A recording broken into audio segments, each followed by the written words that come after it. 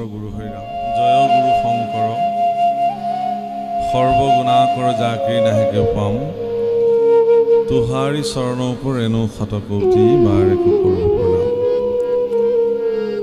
কৃষ্ণায় বাসুদেৱায় দেৱকী নন্দনায় সনন্দ গোপকুমাৰায় গোবিন্দায়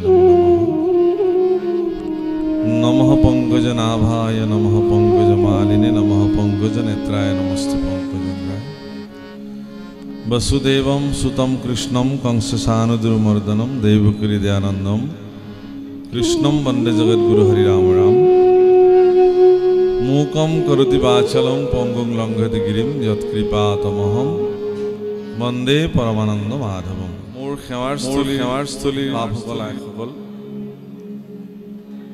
जय जयते अपना सब समस्तके कोटि कोटि प्रणाम निवेदन करिलो समस्तरे श्रीचरण आरो आमार पूर्वज बक्ता बनिया बापको आमी सेवा जनालो तेखेते अत्यंत साबलील आरो सुंदर भावे अपना सबक भागवत कथा কৈ आसिले आरो যথা সময়ত आमाले तेও दायित्व अर्पण करिसे आरो तेखेते निजर कर्মৰ কাৰণে গতি কৰিছে যি কি নহওক এনেকুৱা প্ৰচণ্ড গৰমৰ পৰিবেশতো গোটেই দিন জোৰা আপনা সবে এনেকে কৃষ্ণ কথা শ্ৰৱণ কৰিবৰ কাৰণে যি প্ৰয়াস আৰু সংকল্প লৈছে ই নিতান্ত আদৰণীয় আৰু সেৱাৰ পাত্ৰ ভগৱন্ত পুৰুষে কেতিয়াবা ভকতসকলক পৰীক্ষাও চায় যে কিমাননো সহিব পাৰে হয়তো সেই পৰীক্ষাৰে আজি আমি ভাগিদাৰ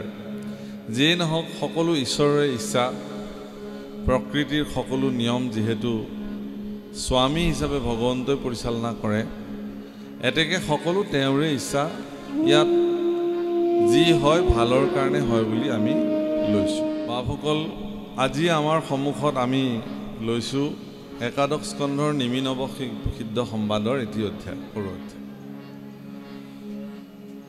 अपना सबे प्रत्येके जाने जे निमि नाমৰ এগৰাকী প্ৰসিদ্ধ ৰজাৰ ৰাজসভালৈকে 9 গৰাকী সিদ্ধ পুৰুষ আহি উপস্থিত হৈছিল আৰু সেই 9 গৰাকী সিদ্ধ পুৰুষ কবি হবি পিপ্পলায়ন প্ৰবুদ্ধ এনেকে 9 গৰাকী সিদ্ধ পুৰুষৰ প্ৰতি মহাৰাজ নিমিয়ে 9টা বিশেষ প্ৰশ্ন নিবেদন কৰিছে আৰু সেই 9 ভাগ প্ৰশ্নৰে উত্তৰ 9 গৰাকী সিদ্ধ পুৰুষে প্ৰদান কৰিছে ভাগৱতত এই ধৰণে বৰ্ণন হৈছে যে এই 9 ভাগ প্ৰশ্নৰ উত্তৰ যিসকল ব্যক্তিয়ে হৃদয়ৰে অনুভৱ কৰিব পাৰে তেওঁলোকৰ কাৰণে আৰু বেলেগকে ভাগৱত জনাৰ প্ৰয়োজনে হেন নাই ইমানেই গূঢ় তত্ত্ব আৰু মাহাত্ম্যযুক্ত প্ৰশ্ন আছে উদাহৰণ স্বৰূপে প্ৰাৰম্ভণি প্ৰশ্ন আছিল আত্যন্তিক সুখ কি কাক বলে প্ৰভুসকল আমিতো সুখৰ পিছতে দৌৰি আছো দিনে ৰাতি সুখ লাগে আমাক ইমান গৰম পৰিছে ফেন লাগে এসি লাগে বেছি ঠাণ্ডা পৰিছে গৰম কাপোৰ লাগে পাৰিলে ইয়াতে একুৰা জুই ধৰি দিলেও বেয়া নাপালো এটা মুঠতে সকলো ক্ষেত্ৰতে আমাক শৰীৰ সমূহক আৰামত ৰাখিবৰ কাৰণে ইন্দ্ৰিয়ৰ পৰিতৃপ্তি কৰিবৰ কাৰণে আমি মনুষ্যসকলে বিশেষত কেৱল ইন্দ্ৰিয় পৰিগ্ৰাহ্য সুখৰ পিছত আমি বিলাকে দৌৰি আছো খাবলে লাগে শুবলে লাগে ঘুৰিবলে লাগে আৰাম লাগে বাস তে এই সুখসমূহৰ ভিতৰতে আত্যন্তিক সুখ আছে নেকি মহাৰাজ নিমিয়ে সুধিছিলে যে হে সিদ্ধ পুৰুষসকল যদি মোৰ প্ৰতি আপোনাৰ খবৰ দয়া আছে তেনেহলে মোক আত্যন্তিক সুখ সম্পৰ্কে আপোনাৰ সবে বৰ্ণনা কৰক বাভকল আমি আপোনাৰ খবক জনাবলৈ পাই বৰ আনন্দিত হম কাৰণে যে আত্যন্তিক সুখ সম্পৰ্কে যদি কোনোবাই ভাল ধৰণে অনুভৱ কৰিব পাৰে তেওঁৰ জীৱনৰ বহু তাপ নাইকিয়া হৈ যাব এইকাৰণে এই কথাটো কোৱা হৈছে যে বিষয় সংসাৰত আমিবিলাক সকলো তিনি তাপৰ দ্বাৰা তাপিত। আধি ভৌতিক তাপ, আধি দৈবিক তাপ আৰু আধ্যাত্মিক তাপ। ভৌতিক তাপ মানে শৰীৰ সম্পৰ্কীয় যিবিলাক যন্ত্ৰণা, জ্বৰ হ'ল, পীড়া হ'ল, কষ্ট পালোঁ, দুখ পালোঁ, বিষ বেদনা, এইবোৰতো আমাৰ চবৰে আছে। ইয়াৰ পৰাতো পৰিত্ৰাণ কেতিয়াও নাপাওঁ। ঠিক তেনেকৈ আধি দৈবিক তাপ, দৈৱ ক্ৰমাত যিবোৰ তাপ পোৱা যায়, মানে হঠাতে যিবোৰ দুৰ্ঘটনাবশতঃ আমি যিবোৰ পাওঁ, সেইটো শাৰীৰিকো হ'ব পাৰে, মানসিকো হ'ব পাৰে। এতিয়া আধ্যাত্মিক তাপ বুলি ক'লে একমাত্ৰ মানসিক তাপকে নিৰ্দেশনা কৰিছে। প্ৰভুসকল, কোনোবা এজন ব্যক্তিক যদি শাৰীৰিকভাৱে প্ৰহাৰ কৰে, সেই প্ৰহাৰৰ বেদনা হয়তো 2-3 দিন পিছত নাইকিয়া হৈ যাব। কিন্তু বাক্যবাণেৰে যদি কাৰোবাক প্ৰহাৰ কৰে, বাক্যবাণৰ প্ৰহাৰ আজীৱন আমৃত্যু পৰ্যন্ত থাকিব পাৰে। ইয়াক আচলতে মানসিক তাপ বোলে। কিন্তু আধ্যাত্মিক তাপ ইয়াৰো ঊৰ্ধত। আধ্যাত্মিক তাপ বুলি ক'লে কি কৈছে যে মনুষ্য জন্ম প্ৰাপ্তিৰ পিছতো সেই দেহে যেতিয়ালৈকে ঈশ্বৰত শৰণাপন্ন হৈ ভগৱানৰ গুণনাম নলয়, এনেকুৱা যন্ত্ৰণাক্লিষ্ট ব্যক্তিসকলৰ এই তাপক আধ্যাত্মিক তাপ। মহাপুৰুষ কৃপালু গুৰু শ্ৰীমন্ত শংকৰদেৱে ভাগৱতৰ দ্বাদশ স্কন্ধৰ শেষৰ অধ্যায়ত 4টা সংযোগত মনুষ্য জীৱন ধন্য হয় বুলি উল্লেখ কৰিছে। যে আপোনাৰ জীৱনত যদি 4টা বস্তুৰ সংযোগ ঘটে, আপোনাৰ মনুষ্য জীৱন প্ৰকৃতাৰ্থত সাৰ্থক। দৰাচলতে সেই 4টা বস্তু মহাপুৰুষে কৈছে যে আপোনাৰ যদি কলি যুগত জন্ম হ'ল, আপোনাৰ জীৱন ধন্য। আপোনাৰ যদি ভাৰতবৰ্ষত জন্ম হ'ল, তেতিয়াও আপোনাৰ জীৱন ধন্য। আৰু কলি যুগত ভাৰতবৰ্ষত আপুনি যদি মনুষ্য তনুৰে জন্মগ্ৰহণ কৰিলে, অৰ্থাৎ মানৱী শৰীৰ গ্ৰহণ কৰিলে, তেতিয়াহ'লে 4ৰ্থ নম্বৰটো কি? 4 নম্বৰটো কৈছে কি বুলি, যে ঈশ্বৰৰ নাম যদি সংযোজিত হৈছে, 4ৰো সংযোগে কৃতাৰ্থ হয়। এই 4টা বস্তুৰ যদি কাৰোবাৰ জীৱনত একত্ৰ সংযোজন ঘটিছে, তেতিয়াহ'লে তেওঁ জীৱন ধন্য হৈ যাব। আমিতো সকলোবিলাকৰ জীৱনত এই 4টা বস্তু সংযোজন হ'বলৈ অসুবিধা একো নাই। তেতিয়াহ'লে আত্যন্তিক সুসম্পৰ্কত মহাৰাজ নিমিয়ে যি প্ৰশ্ন নিবেদন কৰিছিল, তাৰ উত্তৰ দিবলৈ গৈ সৰ্বপ্ৰথমে কবি নামৰ সিদ্ধ পুৰুষগৰাকীয়ে এটা সৰু কথাৰে উত্তৰটো দি থৈ দিলে। কি বুলি ক'লে, যে ভয়হীন অন্তৰখনে যাৰ হৃদয়ত বা মনত ভয় নাইকিয়া হৈ গ'ল, কোনো প্ৰকাৰৰ ভয় নাই, তেতিয়াহ'লে সেই ব্যক্তিগৰাকীক আত্যন্তিক সুখৰ গৰাকী বুলি কোৱা। ভয় কাৰ নাই? সকলোৰে আছে। ভয় নোহোৱা মানুহ নাই। অতি নিৰ্ভীক আৰু সাহসী মানুহজনেও তেওঁৰ সেই সাহসক এটা বিশেষ ভয়ৰ পৰা পৰিত্ৰাণ পাবৰ কাৰণে কামত লগায়। সেই ভয়টোৰ নাম হ'ল মৃত্যু ভয়। মৃত্যুৰ প্ৰতি পদে পদে ভয়, তিলকে ভয়। আমি মৰিব নোখোজো। গতিকে মৃত্যু ভয়ৰ পৰা পৰিত্ৰাণ পাবৰ কাৰণে একমাত্ৰ উপায়টো হ'ল, কি উপায়? অভয়ী চৰণে শৰণ পখিলো, হৰি হৰি হৰি হৰিয়ে দিও মোক তোৱা পদছায়া তলে। অভয় চৰণ, ভগৱানৰ দুখানি অভয় চৰণে, য'ত এজন জীৱই যেতিয়া আশ্ৰয় লয়, তেওঁৰ সকলো প্ৰকাৰৰ ভয়ৰ পৰা তেওঁ মুক্ত হৈ যায়। সেইকাৰণে ভয়হীন মনুষ্যকে আত্যন্তিক সুখৰ গৰাকী বুলি কৈছে। তেতিয়াহ'লে আমি দৈনন্দিন জীৱনত যিবিলাক সুখ প্ৰাপ্তি হওঁ সেই সুখক লৈ আমিবিলাকে যি ধৰণে মজি থাকোঁ দৰাচলতে এই সুখক শাস্ত্ৰই প্ৰকৃত সুখ বোলা নাই। আত্যন্তিক সুখকে প্ৰকৃত সুখ বুলি কৈছে। যি কি নহওক সহজ কথাত ক'বলৈ গ'লে আত্যন্তিক সুখ বা পৰম সুখ বা পাৰমাৰ্থিক সুখক এটা বিশেষ শব্দৰ দ্বাৰা শাস্ত্ৰত বৰ্ণিত হৈছে। সেই শব্দটো হৈছে আনন্দ। সুখ আৰু আনন্দ কেতিয়াও একে নহয়। সুখৰ সংজ্ঞা বেলেগ, আনন্দৰ সংজ্ঞা বেলেগ। একদম সহজভাৱে বুজিবলৈ বাপসকল আইসকল, সুখ ক্ষণস্থায়ী, আনন্দ কিন্তু ক্ষণস্থায়ী নহয়। আনন্দ এবাৰ যদি আনন্দ জীৱনত কাৰোবাৰ প্ৰাপ্তি হ'ল সেই আনন্দ তেওঁক কেতিয়াও আৰু নেৰে। কিহৰ কাৰণে? আনন্দ ঈশ্বৰৰ স্বৰূপ। সংস্কৃত ভাগৱতৰ প্ৰথম শ্লোকতে কি বুলি কৈছে? সচ্চিদানন্দ ৰূপায় বিশ্বত্বস্যাদি হেতৱে তাপত্ৰয়োবিনাশায় শ্ৰীকৃষ্ণায় বয়ম ভাগৱতৰ প্ৰথম শ্লোক মংগলাচৰণৰ সৎ চিত আনন্দ। হে ভগৱান, তুমি সৎস্বৰূপ, তুমি চিত স্বৰূপ, তুমি আনন্দ স্বৰূপ। ভগৱান আনন্দ স্বৰূপ কাৰণে ভগৱানৰ অধিকাংশ নাম আনন্দযুক্ত।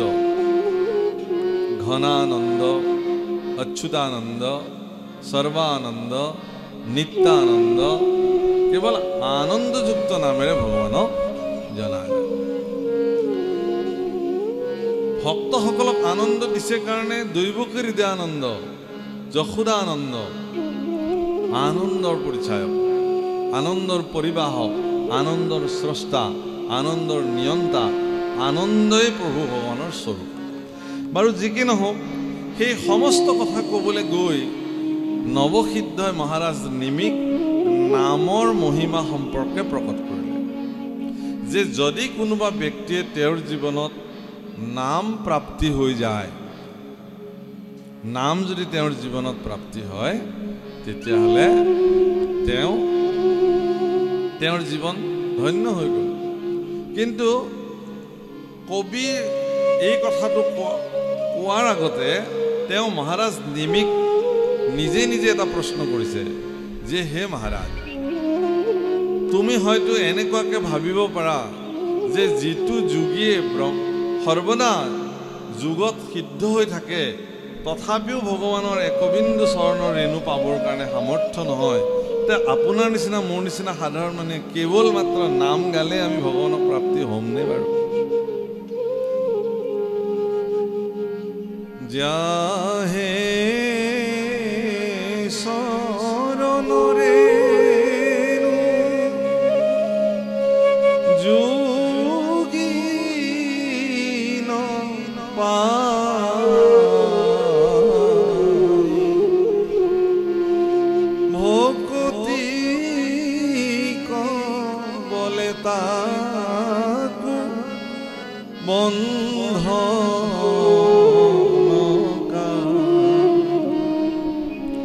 যাৰ একবিন্দু ৰেণু যোগীসকলে যুগ যুগ তপস্যা সাধন কৰি পাবৰ কাৰণে যত্ন কৰে, কিন্তু ভকতিৰ এনেকুৱা প্ৰচণ্ড শক্তি যে যাৰ দ্বাৰা গৰু বন্ধা পঘাৰে জৰিৰে পৰম ব্ৰহ্মক মেৰাই মেৰাই উৰুশলত বান্ধিবৰ কাৰণে সামৰ্থ্য হৈছিল। হে যশোদা, তুমিনো এনেকুৱা কি তপস্যা কৰিছিলা? হে আই যশোদা, তোমাৰনো জীৱনত এনেকুৱা কি সাধন আছিলে যে জগতৰ ঈশ্বৰ পৰম ব্ৰহ্মক তুমি বান্ধিব পাৰিলা? প্ৰভুকল ভাগৱতত বেদস্তুতি বুলি এটি অধ্যায় মহাপুৰুষে বৰ্ণন কৰিছে, অত্যন্ত গুঢ়াৰ্থ। মই যোৱাকালি অৰ্থাৎ বৰপেটাত এটি অনুষ্ঠানত, চেঙাত হোৱা এটি অনুষ্ঠানত মই বেদস্তুতি সম্পৰ্কে ব্যাখ্যা কৰিছোঁ। তাত এটা গুৰুত্বপূৰ্ণ প্ৰশ্ন উত্থাপন কৰিছে, আপোনালোক সকলোৱে এইটো কথা ভাবিব পাৰে যে বেদটো নিজেই গুণত আবদ্ধ হৈ আছে। যেহেতু সংসাৰত ব্ৰহ্মা আদি কৰি সমস্ত জীৱ মায়াত আবদ্ধ, মানে ত্ৰিগুণাত্মক ব্যৱস্থাত আমি সকলো বান খাই আছো। এটাকে বেদো গুণতে আছে। তে গুণত বন্দী হৈ থকা বেদে নিৰ্গুণ পৰম ব্ৰহ্মক কেনেকে নিৰূপণ কৰিব, এইটো প্ৰশ্ন। যি বেদ স্বয়ং গুণত আছে, গুণত থকা বেদে নিৰ্গুণ ব্ৰহ্মক কেনেকে নিৰূপণ কৰিব, প্ৰশ্ন। আৰু ইয়াৰ উত্তৰত শুকদেৱে মহাৰাজ পৰীক্ষিতক উত্তৰ দিবলৈ গৈ কৈছে যে হে পৰীক্ষিত, যিহেতু ভগৱন্ত পুৰুষে বাৰে বাৰে পৰিত্ৰাণায় সাধূনাম বিনাশায় দুষ্কৃতাম ধৰ্ম সংস্থাপনাৰ্থায় সম্ভৱামি যুগে যুগে, বাৰে বাৰে এইবিলাক কাৰণত অৱতাৰ লয়। তেওঁ অৱতাৰ লওঁতে তেওঁ কিন্তু লীলাসমূহ যিসমূহ কৰিলে সেইবিলাক গুণৰ আলমতে কৰি থৈ গ'ল, নিৰ্গুণ লীলা নহয় কিন্তু। অৰ্থাৎ ভগৱন্ত পুৰুষ স্বয়ং নিৰ্গুণ হোৱাৰ পিছতো সগুণ সাকাৰ ৰূপে পৃথিৱীত অৱতাৰ ধাৰণ কৰি সাধাৰণ মনুষ্যৰ লেখীয়াকৈ সাধাৰণ লীলাসমূহ সম্পাদিত কৰিলে। এনেতো ব্ৰহ্মৰতো জন্মও নাই মৃত্যু নাই, তথাপি জন্ম ধৰিছে, এইটোতো গুণত আহিলে। সাধাৰণ মানুহৰ ভোক লাগে, ভাগৰ লাগে, পিয়াহ লাগে, আনন্দ লাগে, দুখ লাগে, সুখ লাগে, কান্দে, হাঁহে, এই চব পৰম ব্ৰহ্মৰ ক্ষেত্ৰত এইবিলাক একো প্ৰযোজ্য নহয়।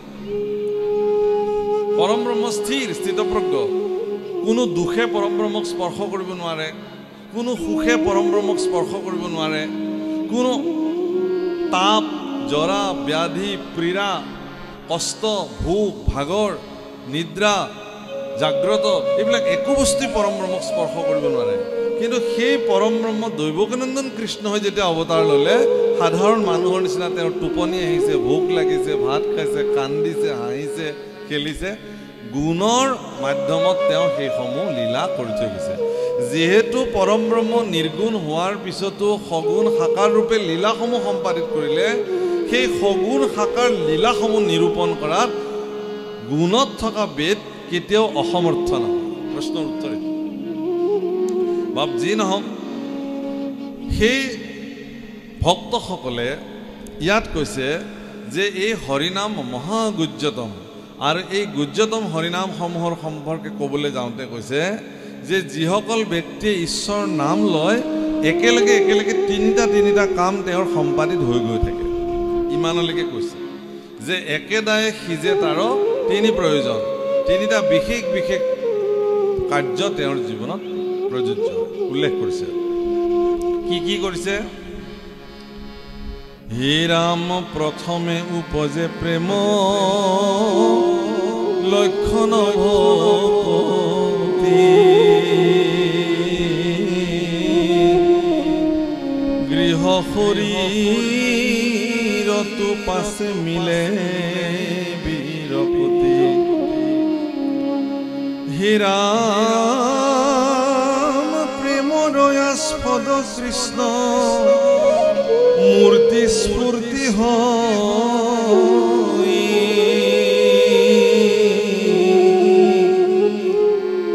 একেকালে মিলে আশী সম্পদ তৃতয়।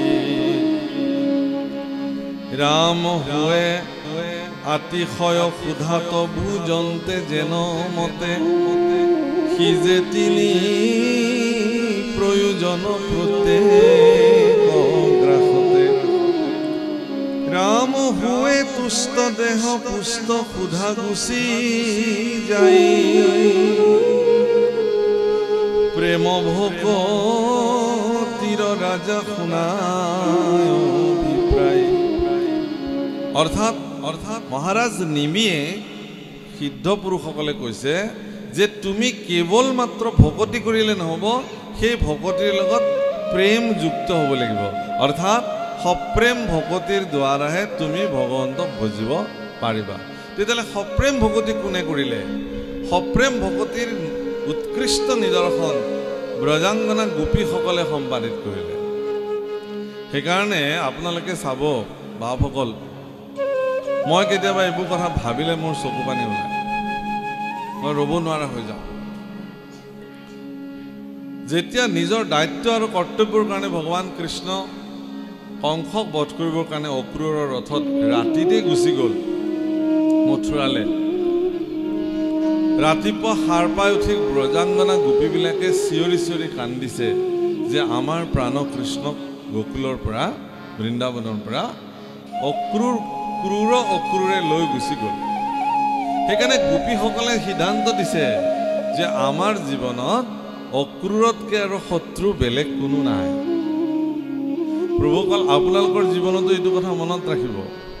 আপোনাৰ জীৱনৰ শত্ৰু সেইজন যিজনে আপোনাক কৃষ্ণৰ পৰা বঞ্চিত কৰে, ভগৱানৰ পৰা আপোনাক যিজনে বঞ্চিত কৰে। আৰু সেইকাৰণে গোপীসকলে চিঞৰি চিঞৰি কান্দিছে, একো অন্ন পানী গ্ৰহণ কৰা নাই, টোপনি মৰা নাই, কেৱল মথুৰাৰ ফালে মুখ কৰিছে আৰু হা প্ৰাণ স্বামী কৃষ্ণ, হা কৃষ্ণ, হা কৃষ্ণকে কেৱল চিঞৰিছে আৰু কান্দিছে। সিফালে ভগৱান কৃষ্ণ গোপীসকলৰ চিন্তাত ভালকে থাকিব পৰা নাই। মই আগতেও কৈছোঁ যে তেওঁতো পৰম ব্ৰহ্ম, তেওঁৰনো দুখ সুখ বেদনাই কেনেকৈ স্পৰ্শ কৰিব।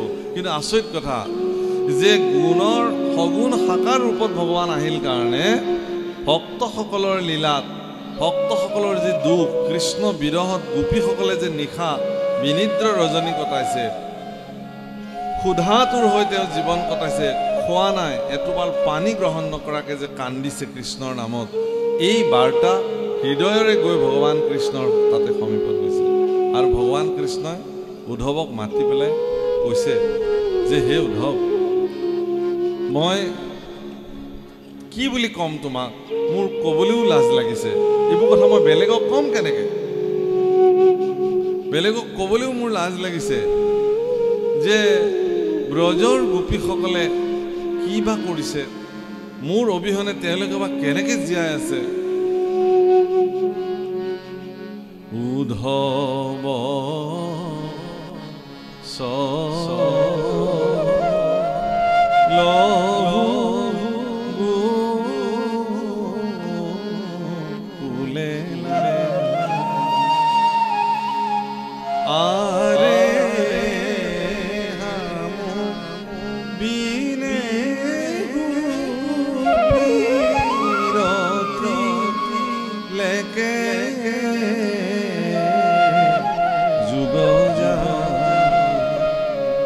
মোৰ অবিহনে এটা তিল সমান সময় তেওঁলোকৰ কাৰণে এটা যুগ হৈছে।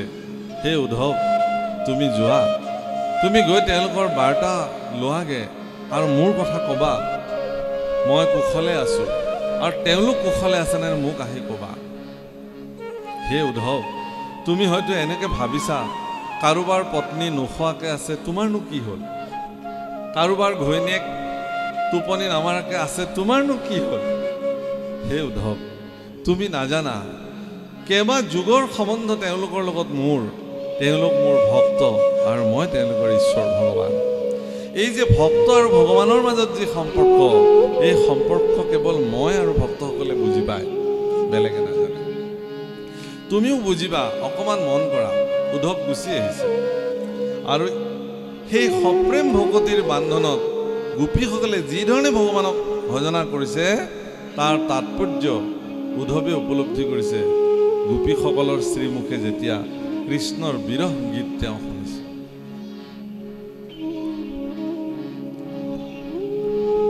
গোপীসকলে উদ্ধৱৰ আগত খুব সুন্দৰকৈ বৰ্ণন কৰিছে যে হে উদ্ধৱ, মধুপুৰে ৰহল মূৰা, আৰু আমাৰ মূৰাৰো মধুপুৰতে থাকে, আমাৰ প্ৰাণ চিত্ত চেতনা সকলো তেওঁ লৈ গুচি গ'ল। আমি এতিয়া কেৱল জ্বৰ শৰীৰটো লৈ মৰিবলৈ বাকী আছোঁ। মৰিলোৱেহেঁতেন, এতিয়া ক্ষীণ আশা তেওঁ আকৌ আহিব, এই বাঞ্ছাৰে আজিও আমি ৰৈ আছোঁ, তেওঁৰ শ্ৰীমুখ আমি দৰ্শন কৰিম। গতিকে সেই সপ্ৰেম ভকতিত ভগৱান তুষ্ট হয়।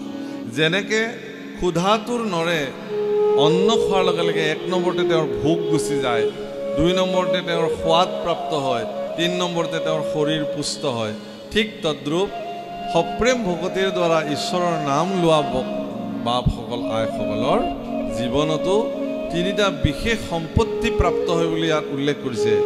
সেইটো হৈছে কি? গৃহ শৰীৰৰ প্ৰতি বিৰক্তি জন্মে, বিষয়ৰ প্ৰতি বিৰক্তি জন্মে, কৃষ্ণৰ আস্পদ মূৰ্তি হৃদয়ত আহি ব্যক্ত হৈ যায়, আনন্দ উৎপন্ন হয়। হীৰা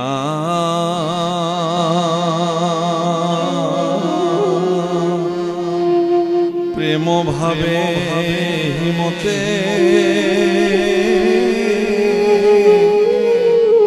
একান্তে ভজন্তে পৰম প্ৰসাদ পাওঁ মাধৱ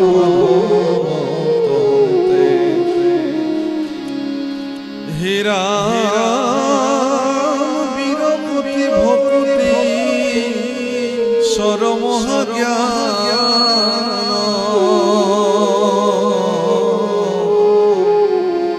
উপজে ভকতে পাৱে আপুনি প্ৰমাণ।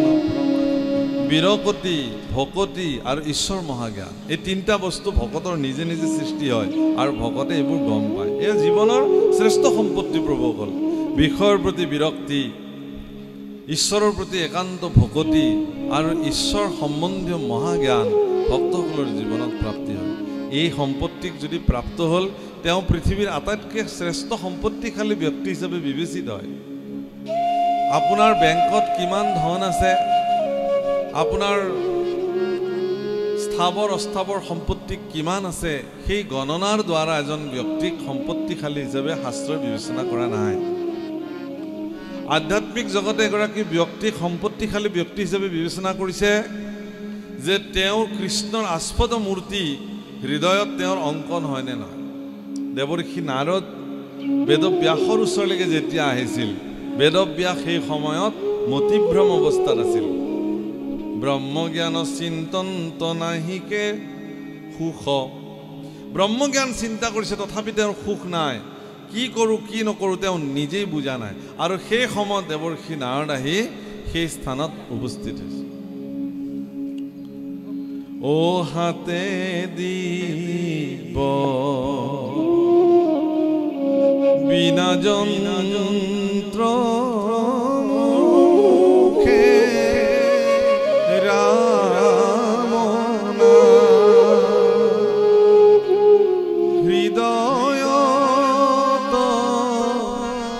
কৃষ্ণ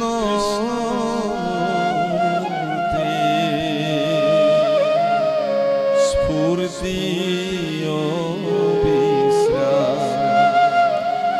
মুখে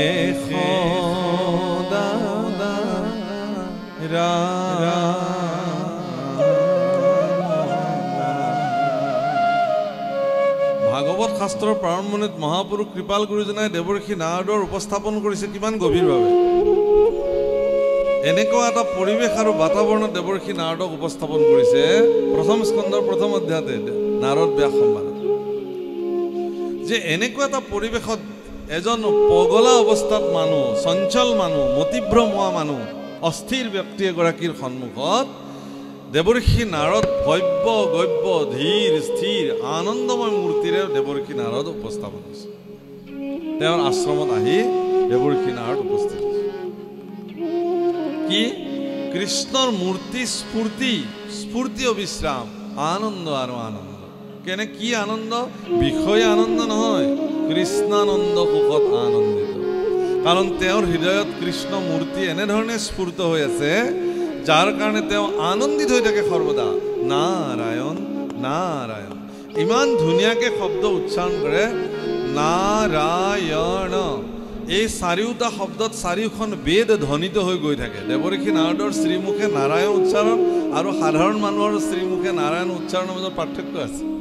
দেৱৰ্ষি নাৰদৰ মুখত নাৰায়ণ বুলি কোৱাৰ লগে লগে চাৰিওখন বেদ ঘোষিত হয় বুলি কৈছে। সেইকাৰণে দেৱৰ্ষিৰ আন এটা নাম হ'ল বেদান্ত ঘোষ। মনত ৰাখিব, দেৱৰ্ষি নাৰদৰ আন এটা নাম কি? বেদান্ত ঘোষ। তাৰমানে যাৰ প্ৰতিটো উচ্চাৰণত বেদান্ত, বেদৰ অন্ত মুখ্য কথা ঘোষিত হৈ থাকে। নাৰায়ণ ব্ৰহ্মাদেৱে একচিত্তে তিনিবাৰ বেদ অধ্যয়ন কৰি কেৱল নাৰায়ণ বাণী পাইছিল, বেলেগ পোৱা নাই। সহি নাৰায়ণ নাম গায়া শুদ্ধ কৰোঁ আমি চিত্ত কায়া, হৰি সন্তোষৰ কাৰণ আন নজানি ঈশ্বৰ সন্তুষ্টি হোৱাৰ অন্য কিবা ৰাস্তা আছে বুলি নাভাবি কেৱল নাৰায়ণ নাম উচ্চাৰণ কৰি প্ৰেমভাৱে আপুনি আপোনাৰ শৰীৰ আৰু মনক সুস্থ কৰিব পাৰিব। আৰু সেইকাৰণে দেৱৰ্ষি নাৰদে বেদব্যাসৰ দৰে এগৰাকী পৰম প্ৰসিদ্ধ পুৰুষৰ মানসিক অৱস্থিতিক স্থিৰ কৰিবৰ কাৰণে, সুস্থ কৰিবৰ কাৰণে তেওঁ যিটো বেমাৰত ভুগি আছিলে সেই বেমাৰৰ পৰা তেওঁ মুক্ত কৰিবৰ কাৰণে চিকিৎসকৰ ভাৱত, বৈদ্যৰ ভাৱত বিষয়ী ব্যাধিৰ ঔষধ হাতত লৈ দেৱৰ্ষি নাৰদ বেদব্যাসৰ আশ্ৰমত প্ৰকট হৈছে। সেইকাৰণে সেই আনন্দময় মূৰ্তি যদি কাৰো, সেইকাৰণে যিবিলাক ভকতৰ হৃদয়ত, প্ৰভুসকল মনত ৰাখিব, যিবিলাক ভকতৰ হৃদয়ত কৃষ্ণৰ আনন্দময় মূৰ্তি সৰ্বদা স্ফুৰ্ত হৈ থাকে আৰু যাৰ শ্ৰীমুখে সৰ্বদা আনন্দময় কৃষ্ণ নাম প্ৰেমভাৱে ব্যক্ত হৈ থাকে, তেনেকুৱা ভকত যদি আপোনাৰ গৃহত আহি উপস্থিত হয়, আপোনাৰ গৃহ তৎক্ষণাৎ বৈকুণ্ঠলৈ ৰূপান্তৰ হৈ যাব এক মুহূৰ্ত। যদি আপোনাৰ ঘৰখনত কিবা কলুষ, কলমশ, অশান্তি চলিও আছিল, তেনেকুৱা ভকত প্ৰৱেশ কৰাৰ লগে লগে সেই সকলোবিলাক আঁতৰি গৃহখন পবিত্ৰ আৰু শান্তিময় গৃহলৈ ৰূপান্তৰ হৈ যাব। সেইকাৰণে আমি বাঞ্ছা কৰোঁ যে আমাৰ ঘৰলৈ ভকত আহক। কেনেকুৱা ভকত আহিব লাগিব? যাৰ হৃদয়ত কৃষ্ণময় মূৰ্তি স্ফুৰ্ত হৈ থাকে।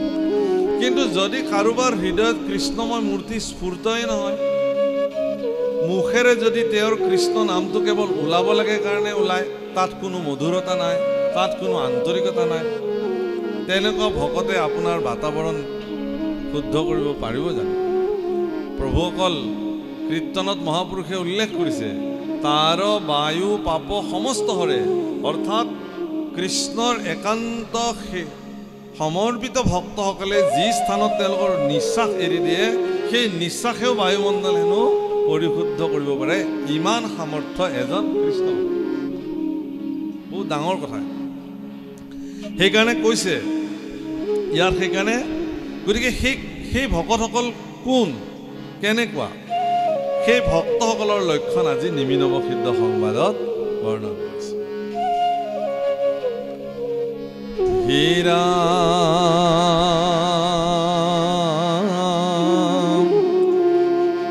ৰাম হুৱে চিত্ত শান্ত গুছে বিষয় ব্যাকুল, কদাচিতো নেৰে আৰু কৃষ্ণ পদমূল। হে ৰাম বেদ ক্ষীৰ ৰত্নে কহে ইহা কহম প্ৰতি, কৈলো ভাগৱত ধৰ্ম তোমাত সম্প্ৰতি। বেদ ক্ষীৰৰত্ন মন্ত্ৰে ইয়াকে স্পষ্ট কৰিছে। বেদ ক্ষীৰৰত্ন মন্ত্ৰ কি? বেদৰ ক্ষীৰৰত্ন মন্ত্ৰ কাক বোলে? শ্ৰীমদ ভাগৱতত 18,000 শ্লোক আছে সংস্কৃতত, আৰু শ্ৰীমদ ভাগৱত শাস্ত্ৰৰ সেই 18,000 শ্লোককে বেদ ক্ষীৰৰত্ন মন্ত্ৰ বোলা হৈছে। অৰ্থাৎ ভাগৱতৰ সেই 18,000 বিশেষ শ্লোকে বেদৰ ক্ষীৰৰত্ন মন্ত্ৰ। ইয়াতকৈ আৰু শ্ৰেষ্ঠ মন্ত্ৰ বেদত আৰু বেলেগ নাই। সেইকাৰণে ভাগৱতক বৰিষ্ঠম সৰ্বশাস্ত্ৰাণাম, সকলো শাস্ত্ৰৰ ভিতৰত শ্ৰেষ্ঠ শাস্ত্ৰ বোলা হৈছে। হে নিমি, তুমি এই কথাটো জানি লোৱা। কাৰণ কিয়? চিত্ত শান্ত হয় যেতিয়া এজন ভক্তৰ, বিষয়ৰ প্ৰতি যেতিয়া তেওঁ মানে বিষয় ব্যাকুলতাৰ পৰা তেওঁ যেতিয়া আঁতৰি আহিব, স্থিৰ আৰু স্থিতপ্ৰজ্ঞভাৱে কেৱল ভগৱানৰ আনন্দময় মূৰ্তিত নিজক অৱগাহন কৰাব, তেতিয়া কৃষ্ণ পদমূল তেওঁ কোনো কাৰণতেই নেৰিব। যদি তেওঁ কয় কোনোবাই যে তোমাক গোটেই পৃথিৱীৰ সৰ্বোচ্চ সম্পত্তি প্ৰদান কৰা হ'ব, এটা অৰ্ধক্ষণ সময়ৰ কাৰণে তুমি কৃষ্ণৰ চৰণ চিন্তা কৰা বাদ দিয়া, ভক্তসকলে সেই সম্পত্তিক অৱজ্ঞা কৰি দিব। না, আমাক একো বস্তুৰে প্ৰয়োজন নাই, তথাপিও আমি জীৱনৰ অৰ্ধেক্ষণ সময় আমি কৃষ্ণ চৰণ চিন্তাৰ পৰা আমি আঁতৰি থাকিব নোৱাৰোঁ। কৃষ্ণ কৃপাহি কেৱলম, কৃষ্ণৰ কৃপাই যিহেতু জীৱনত একমাত্ৰ কৃপা, এতেকতে কৃষ্ণ কৃপাহি কেৱলম। কৃষ্ণৰ চৰণ পংকজৰ আশ্ৰিত হোৱা এজন ভক্তই কোনো কাৰণত ভগৱানৰ চৰণ যুগল কেতিয়াও এৰি অন্য স্থানলৈ আশ্ৰয় ল'বলৈ যাব নোৱাৰে নোৱাৰে এই মহাপুৰুষৰ সিদ্ধান্ত বেদৰ সিদ্ধান্ত শাস্ত্ৰৰ সিদ্ধান্ত ৰাম হেন শুনি নিমিদুনা দিলন্ত উত্তৰ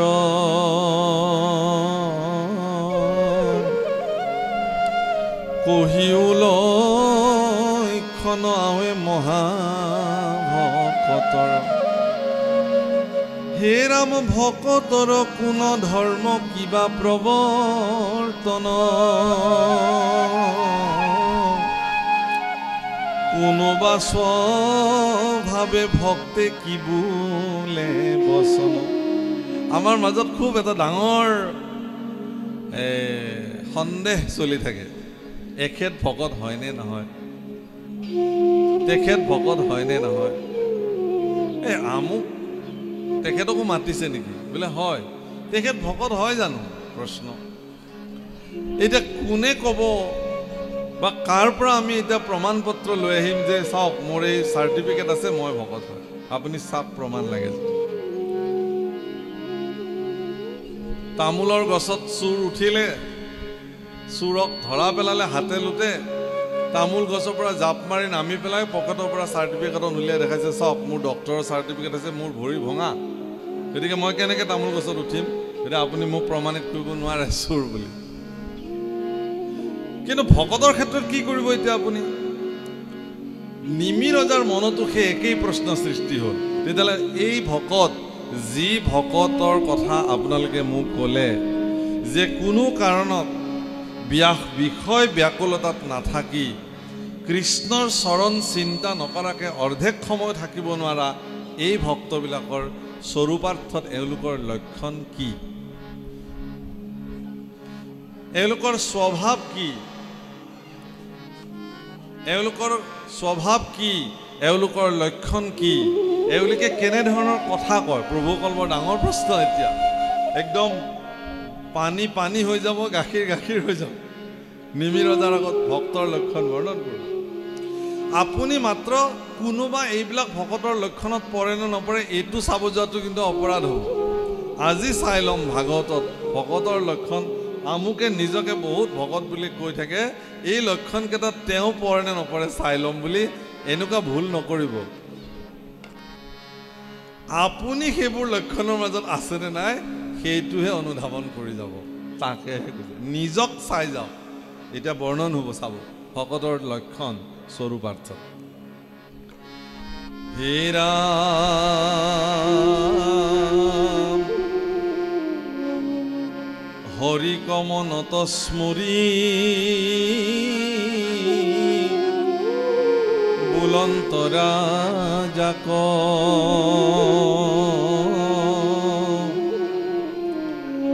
ভকতৰ জীৱা ধৰ্ম শুনা তাক কবি নামৰ সিদ্ধগৰাকীয়েতো যি উত্তৰ দিলে এইবাৰ হবি নামৰ সিদ্ধগৰাকীয়ে ভকতৰ লক্ষণ সম্পৰ্কে বৰ্ণন কৰে তেতিয়াহ'লে শুনা আৰু কৈছে কেনেকৈ হৰিৰ চৰণ চিন্তা কৰি হৃদয়ত ভগৱানৰ চৰণ থাপি লৈছে তাৰপিছত কাৰণ ভকতৰ লক্ষণ ক'বলৈ যোৱাটো ইমান সহজ কথা নহয়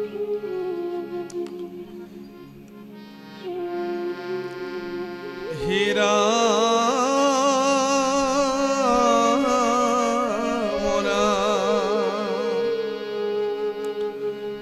আৰ ঈশ্বৰত দেখে যিটো সমস্তে প্ৰাণিক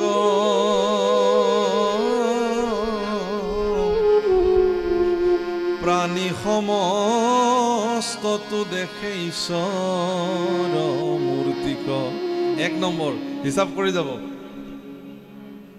বাবুকল হিসাব কৰি যাব এক নম্বৰতে সমস্ত প্ৰাণীতে ঈশ্বৰৰ মূৰ্তিক দেখিব আৰু ঈশ্বৰতো সমস্ত প্ৰাণীকে দেখিব বাহ বহুত ডাঙৰ কথা মহা বিপদে হ'ল নহয় এতিয়া মোৰ ঘৰৰ কাষত থকা আমুককটো সদায় মই শত্ৰু বুলিয়ে ভাবি আহিছোঁ এটা আজিৰ পৰা মই তেওঁকনো কেনেকৈ ঈশ্বৰৰ মূৰ্তি বুলি চাওঁ বিপদে হ'বগে নহয় এতিয়া আচৰিত কথা যে ভাগৱত ধৰ্মৰ ক্ষেত্ৰত ভগৱানক পাবৰ কাৰণে স্বয়ং ভগৱন্ত পুৰুষে উদ্ধৱৰ আগত এই বৰ্ণনাকে কৰিলে কি বুলি কৈছে সমস্ত প্ৰাণিত বিষ্ণু বুদ্ধি নোহে যাৱে কায় বাক্য মনে অভ্যাসিবা এই ভাৱ সমস্ত প্ৰাণিত বিষ্ণু বুদ্ধি যেতিয়ালৈকে আপোনাৰ নহয় তেতিয়ালৈকে কায় মনোবাক্যে ইয়াক অভ্যাস কৰিবলৈ কৈছে তাৰমানে কথাটো এইটোৱে কৈছে হবিষিদ্ধই ভগৱানক স্মৰণ কৰি কৈছে সমস্ত প্ৰাণীতে ঈশ্বৰৰ মূৰ্তিক দেখিবলৈ কৈছে আৰু ঈশ্বৰতো সমস্ত প্ৰাণীকে দেখিবলৈ কৈছে ৰাম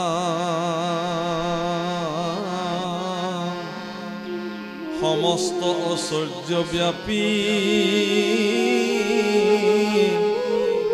আছে জগতত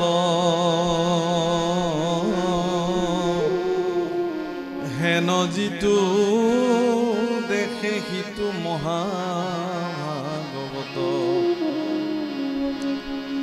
হে ৰাম একান্তে কৰয় প্ৰেম যিটো ঈশ্বৰ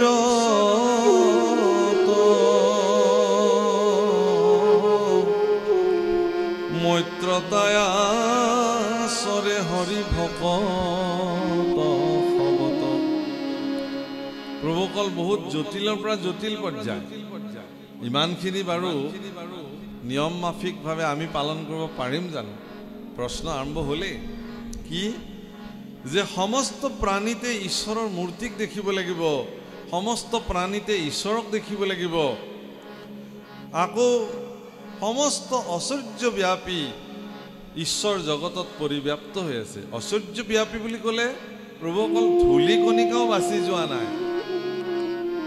এক এক ধূলি কণিকাটো ঈশ্বৰৰ অস্তিত্ব বিদ্যমান তাকেহে কৈছে সমস্ত ঐশ্বৰ্যব্যাপী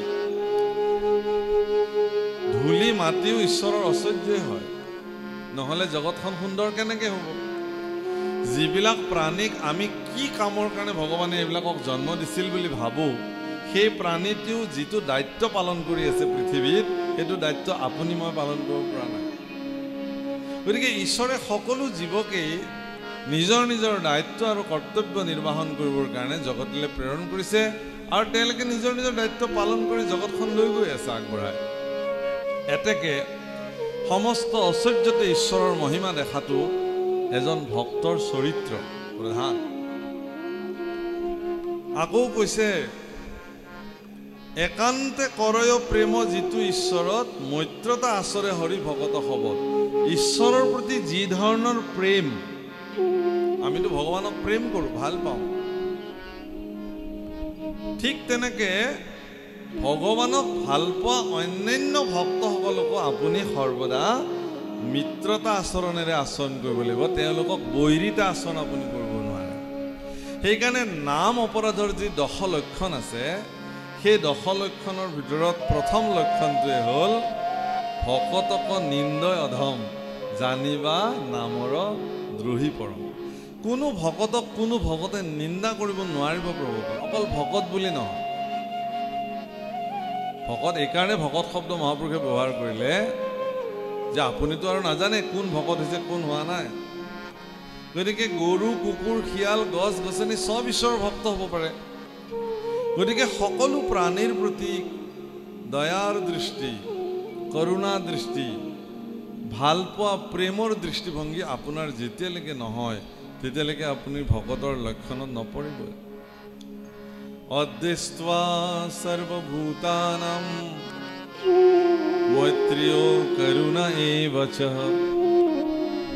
সমস্ত জীৱৰ প্ৰতি অদ্বেষ্টৱা হিংসা শূন্য মনোবৃত্তি মিত্ৰ আৰু কৰুণা গুণেৰে সম্বন্ধিত যিজন তেওঁই ঈশ্বৰৰ ভক্ত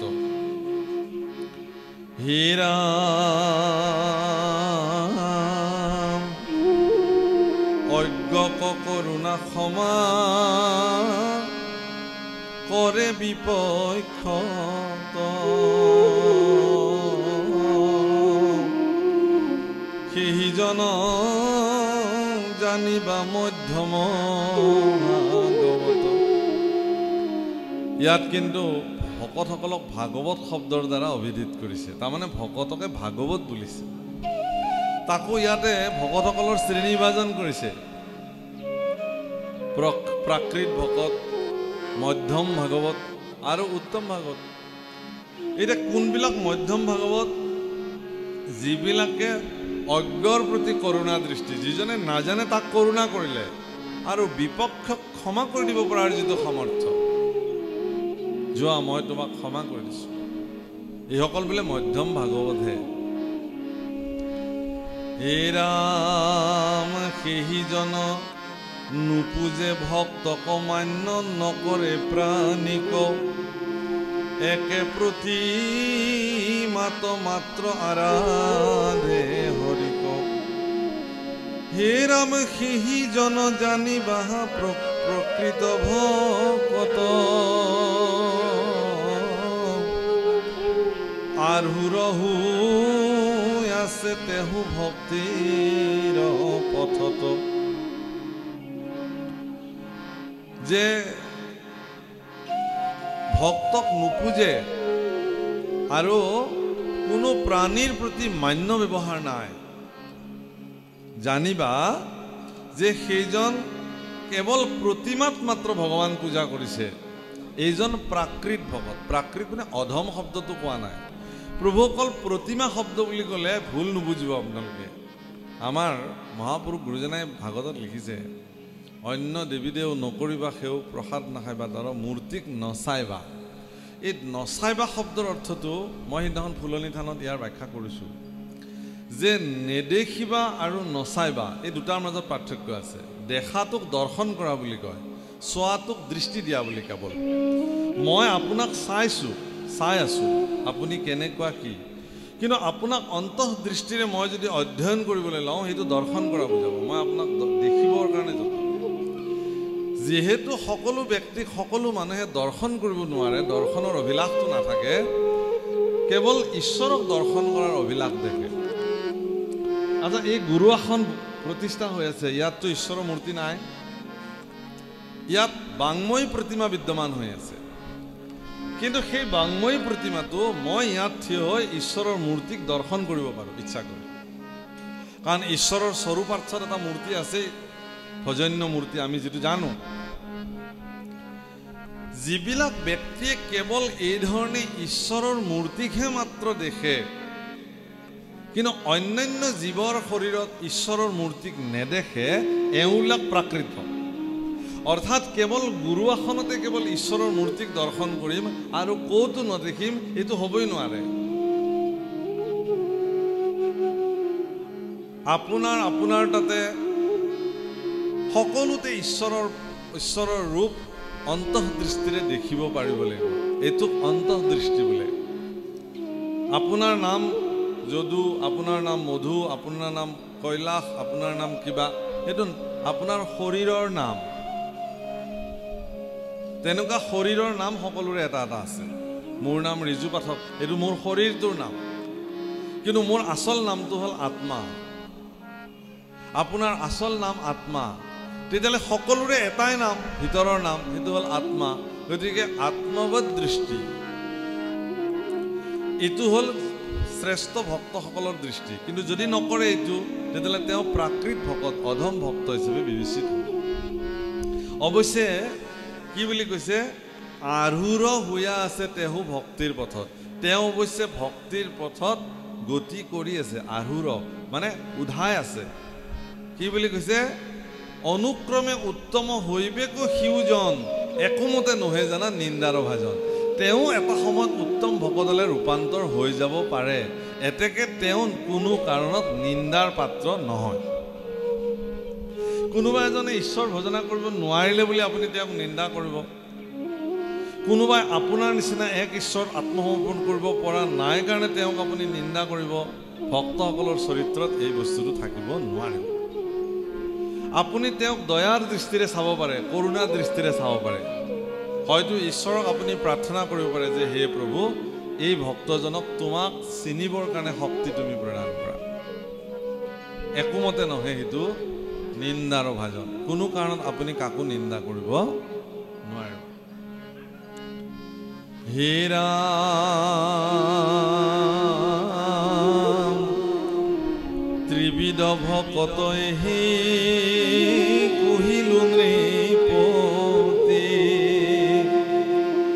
তা সম্বাৰ চিহ্ন আৰু শুনি সম্প্ৰতি হে ৰাম শুনা সাৱধানে আৱে ইক্ষাকু নন্দন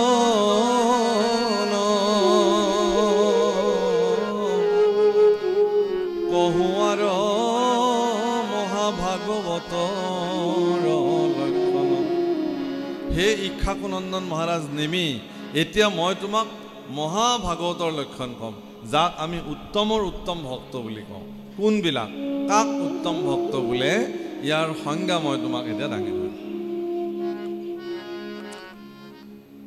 হে ৰাম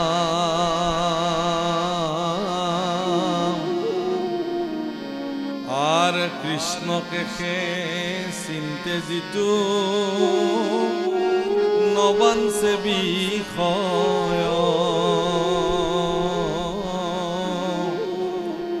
দেশন্ত বিষ্ণুৰ মায়া জগত নিশ্চয় হে ৰাম নকৰে আক্ৰোশ দেখ নাহিকে মনত